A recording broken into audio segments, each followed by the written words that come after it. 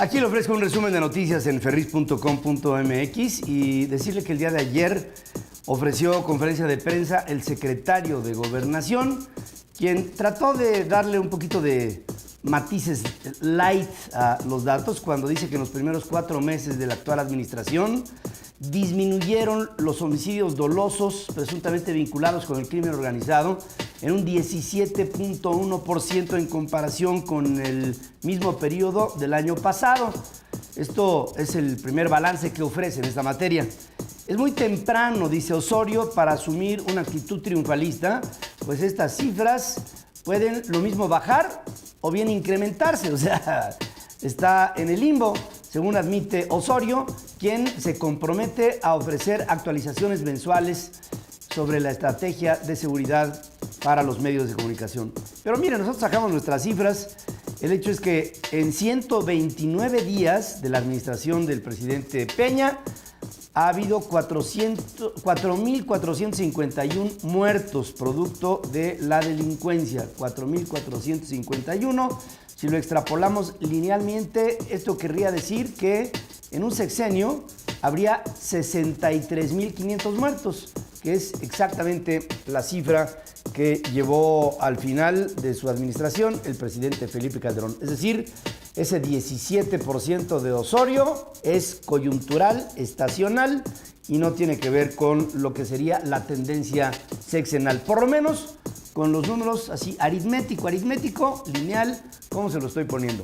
Casi al mismo tiempo en el que se desarrollaba la conferencia de prensa y en Gobernación, en Michoacán se producían una serie de enfrentamientos entre sicarios y las fuerzas de seguridad en diversas localidades de Tierra Caliente que dejaron, fíjense, 14 muertos, 8 de los cuales eran productores de limón que fueron emboscados, esto en un poblado que se ha distinguido por lo violento, que es Apatzingán.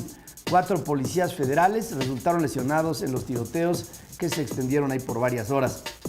En esta capital se desdibujó totalmente la marcha de maestros que se había anunciado, que sería multitudinaria y que apenas conjuntó unas 400 personas. Cuando iba a empezar, supuestamente había 100, y ahí entraron los atencos, electricistas, estudiantes, los de las causas de siempre, y sumaron 400. Mientras en Chilpancingo los maestros de la CETEC reunieron a unas 5,000 personas que atestiguaron el anunciado nacimiento, como decía yo, del Movimiento Popular de Guerrero, en el que se lanzó un ultimátum otra vez a las autoridades del Estado y a las federales para que se resuelvan sus demandas, claro, lo que exigen, o que entonces dicen se van a arrepentir, según un envalentonado dirigente de las autoproclamadas policías comunitarias, que apoyan abiertamente a estos maestros inconformes. Le cuento también que la Comisión de Derechos Humanos del Distrito Federal determina que la Secretaría de Seguridad Pública capitalina actuó con desorganización, con negligencia durante los desmanes que se dieron luego de la toma de protesta de Enrique Peña Nieto como presidente el pasado 1 de diciembre, que derivó en detenciones arbitrarias de gente que nada tenía que ver con el asunto, mientras que permitió a los vándalos afectar a propiedades de terceros. Un desastre que todos pudimos ver y que hasta la fecha no ha habido un solo responsable.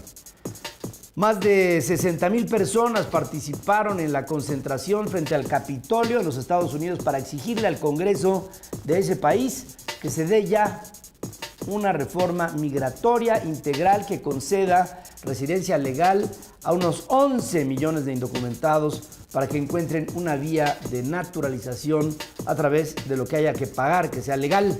La demostración se replicó en varias ciudades de los Estados Unidos, por lo menos en 18 estados de la Unión Americana. Fue ordenada, fue lucida y fue respetuosa.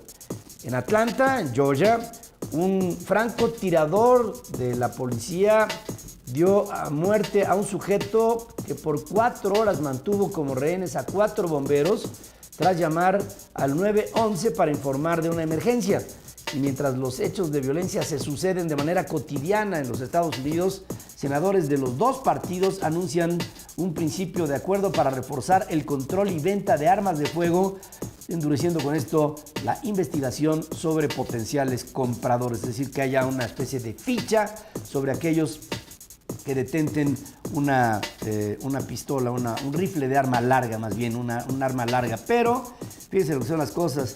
En el último atentado que le reporté ayer, allá en la escuela de Lone Star, pues el atacante lo hizo con un cuchillo, cosa que contraviene a toda esta teoría de las armas largas. Es decir, no es un tema que tenga que ver con armas de asalto, sino más bien un tema que tiene que ver con la violencia, llámese como se llame. Esto es parte de lo que presento aquí en ferris.com.mx, su casa, la casa de la revolución del intelecto. Manténgase en contacto.